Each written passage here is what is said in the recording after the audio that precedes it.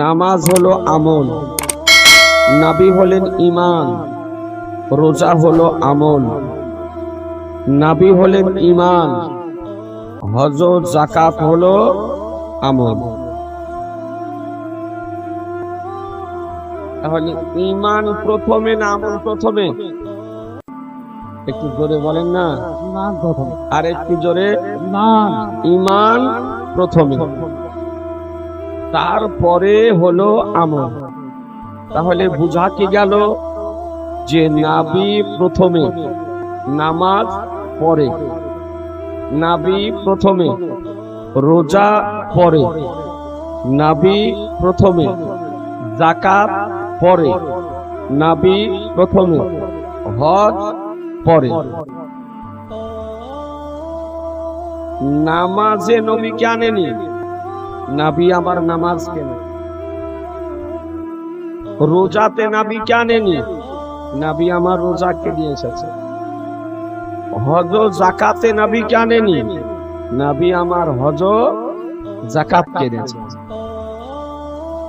তাহলে নামাজকে যদি বুঝতে হয় তো প্রথমে নবীকে বুঝতে হবে না, হবে না? প্রথমে নবীকে বুঝতে হবে। যদি রোজাকে বুঝতে হয় তো প্রথমে নবীকে বুঝতে হবে। হজ যাকাতকে যদি বুঝতে হয় প্রথমে নবীকে বুঝতে হবে। ইবাদতকে যদি বুঝতে হয় প্রথমে নবীকে বুঝতে হবে। রিয়াদাতকে যদি বুঝতে হয় তো প্রথমে নবীকে বুঝতে হবে। ইসলামকে যদি বুঝতে হয় তো প্রথমে নবীকে বুঝতে হবে। দ্বীনকে যদি বুঝতে হয় তো প্রথমে নবীকে বুঝতে হবে। যদি কোরআনকে যদি বুঝতে হয় তো প্রথমে নবীকে বুঝতে হবে। নবীকে বাদ দিয়ে ইবাদতকে বোঝা সম্ভব নয়। আল্লাহ তাআলা সেই নবী সম্পর্কে জানিয়ে দিলেন যে আল্লাহকে যদি ভালোবাসতে চাও তো নবীকে ভালোবাসো।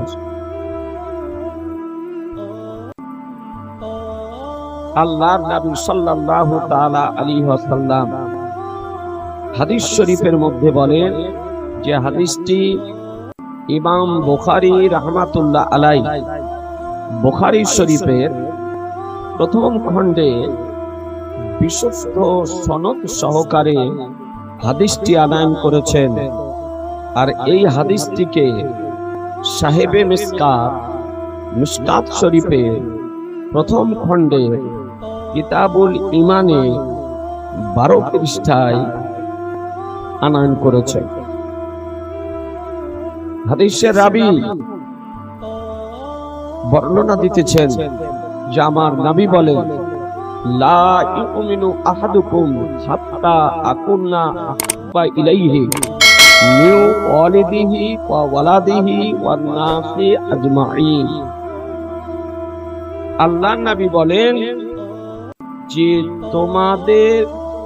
তোমরা ততক্ষণ পর্যন্ত পূর্ণ মুমিন হতে পারবে না, পূর্ণ মুমিন হতে পারবে না যতক্ষণ পর্যন্ত নবীকে নিজ পিতা মাতা, নিজ সন্তানাদি, পৃথিবীর সমস্ত মানব অপেক্ষা বেশি না ভালোবাসা।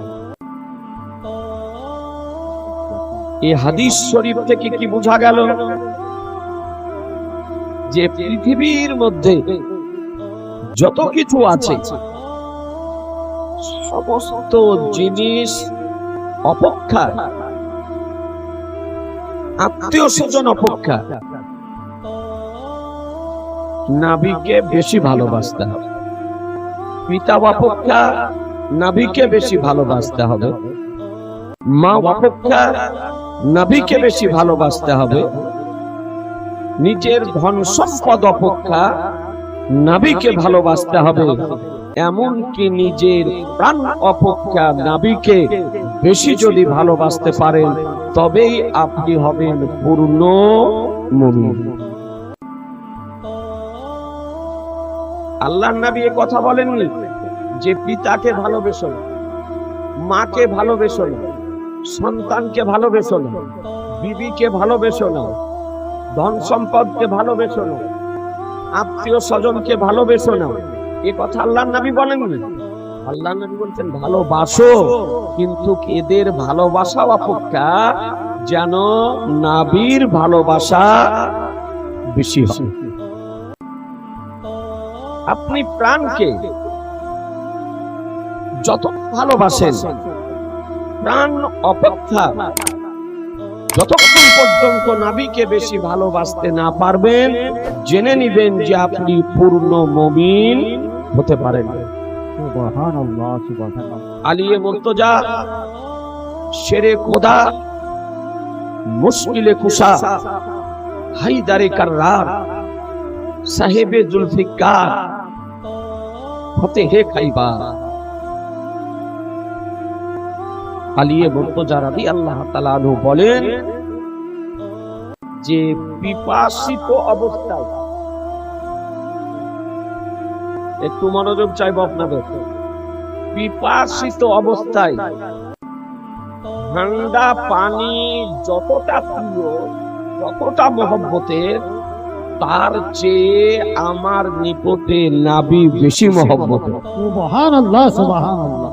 অর্থাৎ একজন পিপাসিত মানুষ, এই যে তাপপ্রবাহ চলছে, একজন পিপাসিত মানুষের নিকটে ঠান্ডা পানি যতটা মহব্বতের হয়, আলিয়ে মুর্তজা রাদিয়াল্লাহু তাআলা আনহু বলছেন তার চেয়েও আমার নিকটে আমার নবী হলেন মহব্বতের। এই দৃষ্টান্ত তিনি রেখে গিয়েছেন। আজিজানে মুহতারাম, ইসলাম জগতে প্রথম খলিফা, নবীগণের পরে মানব কুলের মধ্যে সর্বশ্রেষ্ঠ মানব, তার নাম হলো হযরত আবু বকর সিদ্দিক রাদিয়াল্লাহু তাআলা আনহু।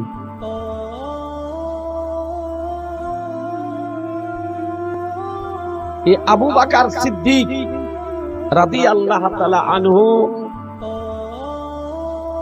তিনি মুলকে শাম ব্যবসাতে গিয়েছিলেন। তিনি স্বপ্ন দেখে নবীর নিকটে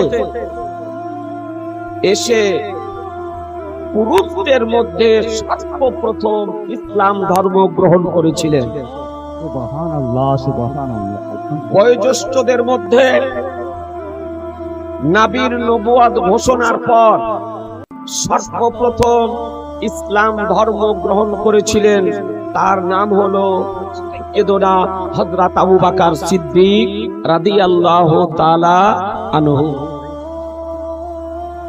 মহিলাদের মধ্যে সর্বপ্রথম ইসলাম ধর্ম গ্রহণ করেছিলেন হযরত মা খাদিজাতুল কুবরা রাদিয়াল্লাহু তাআলা আনহা।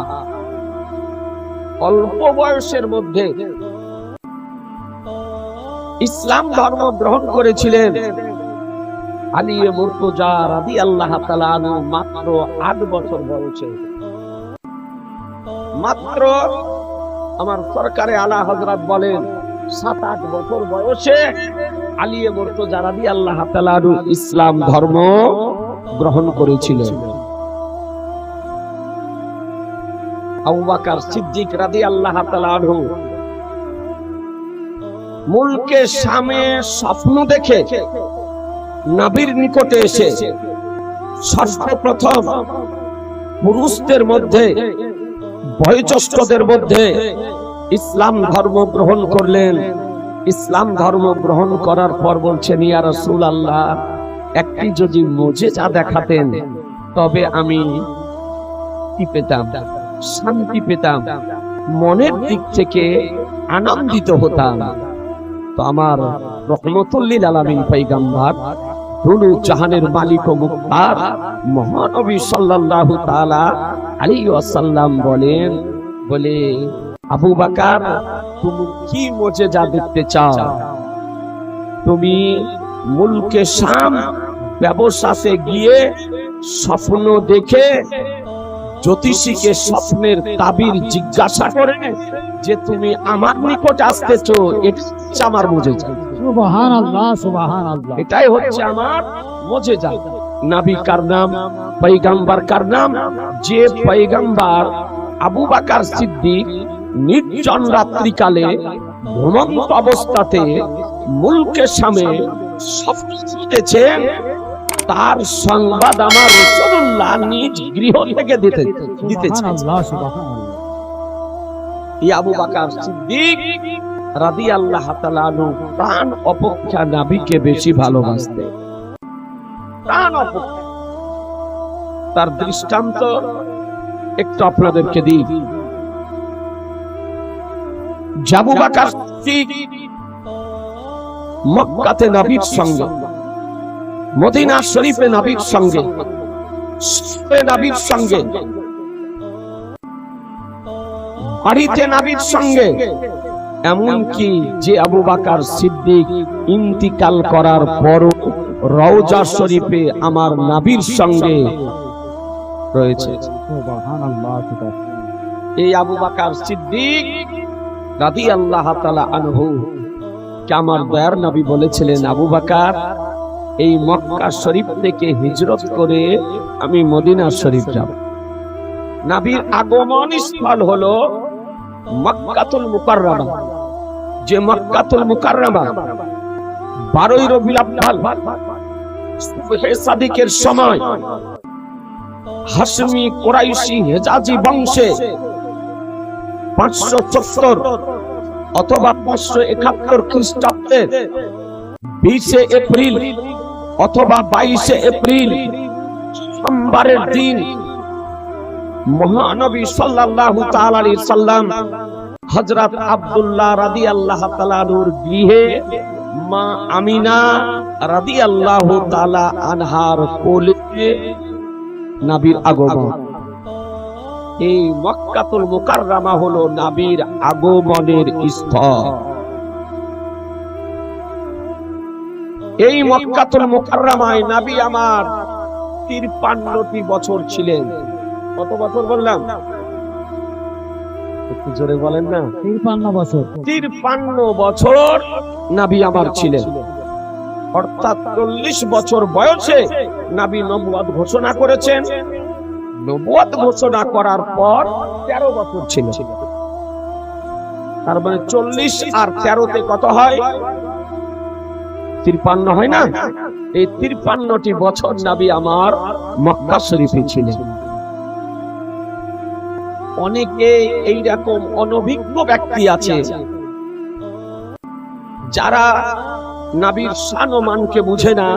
তারা বলে যে নবী কাফেরদের ভয়ে, কাফেরদের অত্যাচারে মক্কা ভূমি ত্যাগ করে মদিনা শরীফ গিয়েছিলেন। এই তথ্যটি ভুল তথ্য।